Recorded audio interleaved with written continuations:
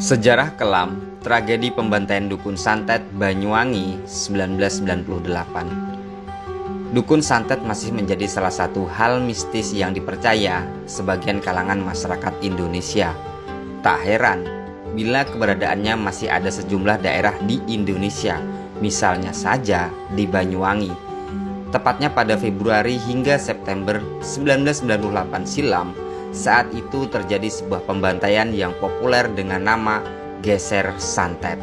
Awal mulanya kasus ini dianggap biasa saja, namun justru inilah penyebab tragedi besar itu muncul. Dilansir dari Yuk Banyuwangi, pada saat itu masyarakat Banyuwangi mulai tercekam setiap malamnya karena korban terus berjatuhan. Bukan hanya menyasar dukun santet saja, korban yang berjatuhan tersebut juga menyasar kepada dukun suwu, tokoh masyarakat hingga guru mengaji. Mengetahui hal tersebut, pemerintah daerah langsung menyikapinya. Bupati Banyuwangi yang menjabat sebagai kolonel polisi, Bapak Purnomo Sidik, mengarahkan seluruh jajaran aparat pemerintah.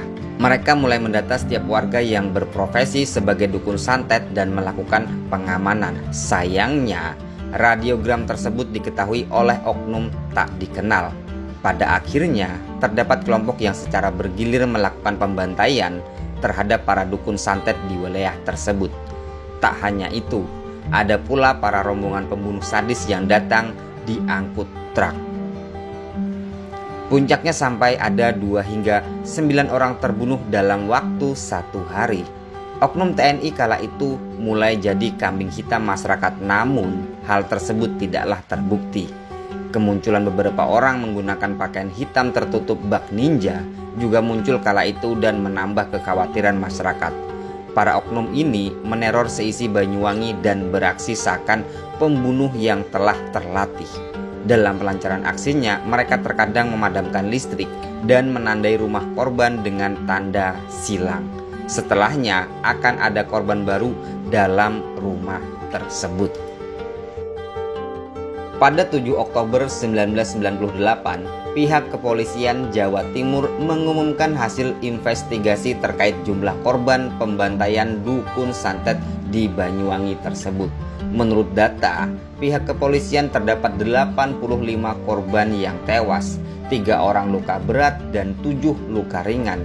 Polisi juga melaporkan telah mengevakuasi 227 orang yang diduga sebagai dukun santet.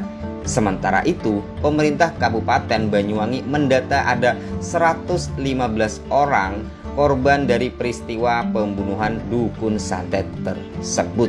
Hasilnya melaporkan terjadi rentetan pembunuhan dengan isu dukun santet yang bermula di Banyuwangi kemudian meluas hingga ke 10 kabupaten lain. Menurut hasil pendataan yang dilakukan, terdapat 163 korban tewas dari 5 daerah tapal kuda di Jawa Timur, yakni di Banyuwangi, Pasuruan, Pamekasan, Sumeneb, dan Probolinggo.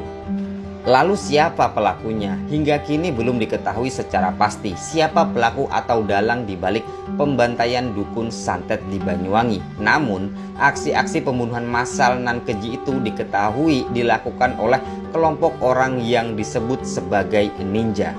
Polisi kemudian menangkap 80 orang yang diduga sebagai pelaku, aktor intelektual, penyandang dana, dan eksekutor dalam pembantaian Banyuwangi 1998. Meski demikian, dalang utama dalam kasus pembantaian dukun santet Banyuwangi tidak pernah ditangkap hingga sekarang.